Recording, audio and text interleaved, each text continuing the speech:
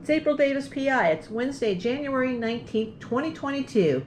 Here we are looking at the Iowa box. I can't wait to open this. Let's see what we find.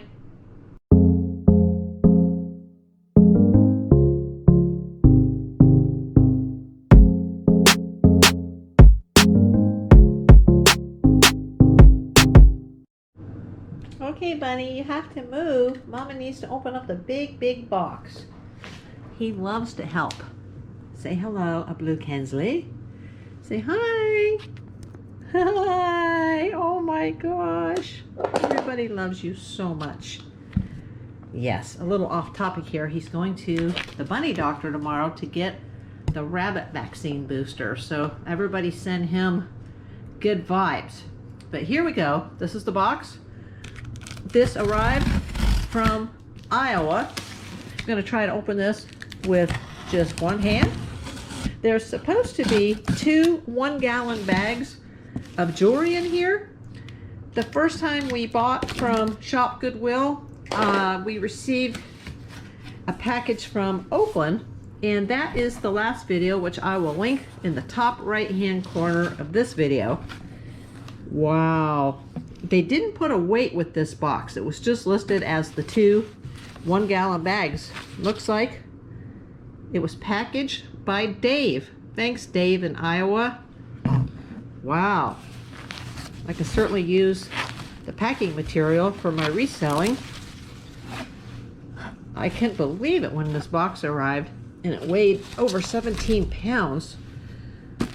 It arrived while I was shooting the last video. I want you guys to be able to see, but I don't have a third hand. So I'm going to have to briefly turn off the camera and be able to get this out. Well, here I am back, and this is what was in the box. There are 2 1-gallon bags. They look like freezer bags, Ziploc freezer bags, and one says 1 of 2, and this one says 2 of 2. They're both extremely heavy. So I think I'm going to have to film this video in 2 parts. So this will be the Iowa unboxing part 1. And in the coming days, this will be the Iowa unboxing part 2. Let's get it up on the jewelry scale and see what we've got. Well, here we go. Got bag number 1 of 2 on the scale, and it is reading 7 pounds, 12.2 ounces. That's amazing. And that's only half of what's inside this box. This is so exciting. I can't wait to see what's inside. For those of you that are curious, I paid $55 for this from Iowa. This is part of me testing shopgoodwill.com, considering that the local Los Angeles area Goodwills have just been pretty much out of jewelry. There is one in another LA Goodwill that's priced at $400. I can link this video as well in the top right hand corner. I would not pay that price even if I were a millionaire. So here we are with this one, and wow, this is exciting. The first one I'm very pleased with. The one that arrived from Oakland, I've already got my first sale, and I've only had that for a few days. So let's dump her out and see what we have. This is so exciting. I know I keep repeating myself, but this is like, you know, opening presents on Christmas morning. Wow, it's just amazing. I have to say, with the last jar that I picked through, it was in very good order. There were very few pieces that were broken. Most of the earrings were in sets, very few strays, very few single earrings, mostly good stuff. Not a whole lot of sign pieces, but it was pretty darn good. I still wonder if getting the boxes online is advantageous to getting just the random items in the jars at the store. For any of you people watching that do Goodwill jewelry jar unboxings, whether it's the jars, the boxes that are from Shop Goodwill, or the ones that are bought from Goodwill Blue Box, I'd certainly like to hear your comments As far as, do you think it's better just to get the jars in the retail stores, or do you think it's better to get the boxes online? And if you do get the boxes online, do you get them through Shop Goodwill, or do you get them through Goodwill Blue Box? I'd love to hear opinions on that. I'm sort of tired of driving around LA looking for jewelry jars, and calling the stores doesn't really seem to help. So let's kind of go through this and see what we have. Well, here we are back again, and this is only half of what's in this box. This is a 1 gallon bag 1 of 2, and I don't even have it all sorted yet. There's another pile right here, what I call the entanglement, and I suggest to anybody watching that if you have these entanglements, always go through them at a later time and sort through it carefully, because that's where I found my Italian designer piece, the Brunello Cucinelli piece that was worth $150. So that has really helped save me from all the money that has been spent on these jars and boxes trying this costume jewelry experiment here. There are quite a few signed pieces. I will have to sort through them individually at a later time to see what I've got, but there's quite a few interesting pieces right away. There's a spoon. Now, I wouldn't consider this a piece of jewelry, but by looking at the turtle and the colored stones across the top, to me this looks like something that may be from Thailand. I don't believe it's real gold, but this could be a Thai spoon of some sort. If anybody knows what it is, even though it's not real gold, it looks like it's sprayed or plated in the same type of color of 24 karat, especially with these colored stones on the turtle. If anybody knows what this is symbolic of, anybody from Thailand, that's where I think this is probably from.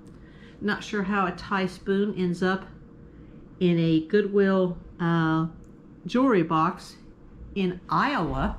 I think it came from possibly Cedar Rapids, Iowa. This was an interesting piece. It turns out it's not worth very much, and it's broken. It's a Coleman camping pocket watch, and it's called a lantern watch actually, and it was made in Japan. It's stamped on the back Japan. Apparently these are not as valuable as I initially thought when I found it in the box, and it's not working. Maybe it needs a battery, but it looks like it's in pretty rough shape. There are a tremendous amount of watches in this box. I don't see anything that looks valuable. It says now is a good time. This says perfect. Not sure what this is. It's purple. There's a cute one here that's got stones, and it's new with a tag that just says genuine stones. They look like cabochon stones, and there's like a matching bracelet of the same maker that goes with it. I don't think it's designer jewelry, but cute little watch with a matching bracelet. Here's another watch here.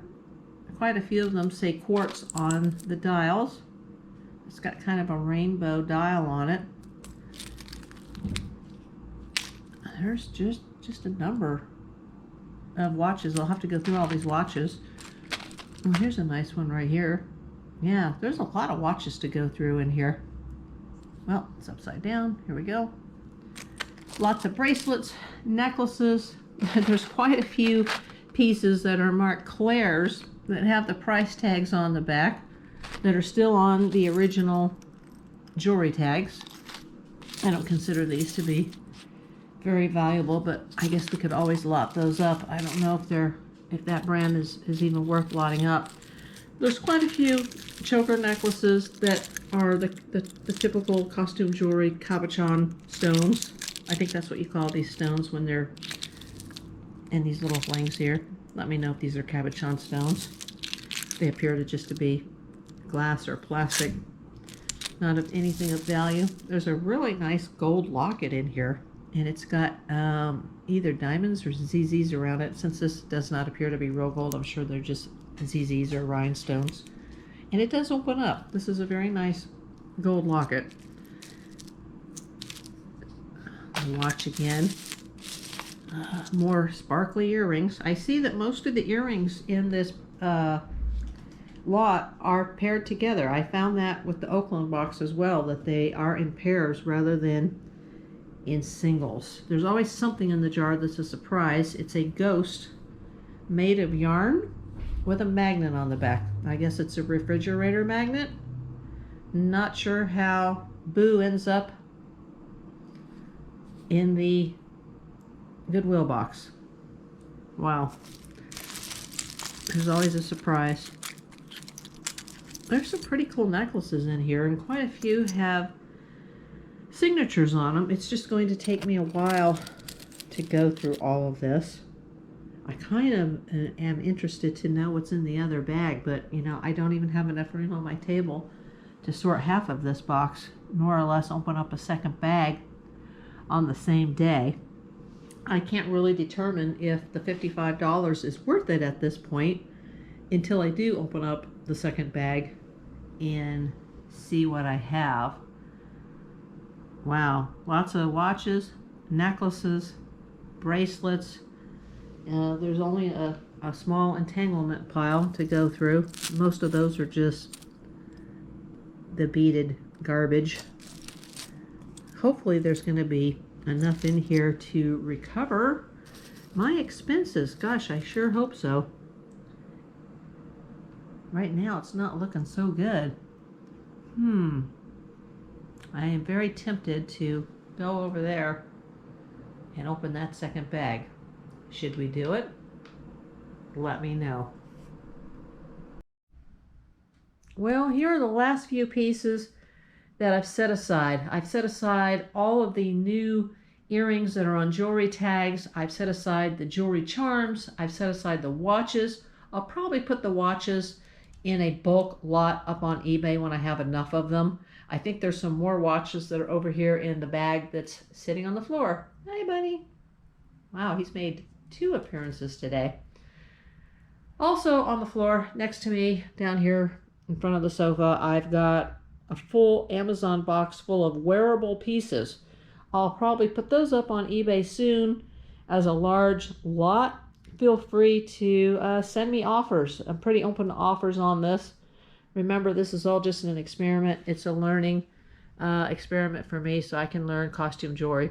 This is the pile, the entanglement that I still need to go through. These are some leftover pieces, non-jewelry pieces, just some of the garbage that's pulled out of the bottom of the box. But here we go. This is probably what's left. That's probably what's going to be listed. I'm really interested in this possible Thai spoon. Is it a sugar spoon? Is it a teaspoon? What is this used for? It does look like it's decorated like Thai jewelry on the top. So if anybody out there has ever been to Thailand or is from Thailand and knows the significance of the Thai golden spoon, let me know. Give this video a thumbs up. If you don't like it, you can give it a thumbs down. Won't hurt my feelings. I'd love to have some shares out there, some comments. I really need some subscribers so that the channel can pick up. And if you really like this, you want to send a tip, there's always a link in the description. Send me a coffee. Thank you so much. I'll talk to you guys soon.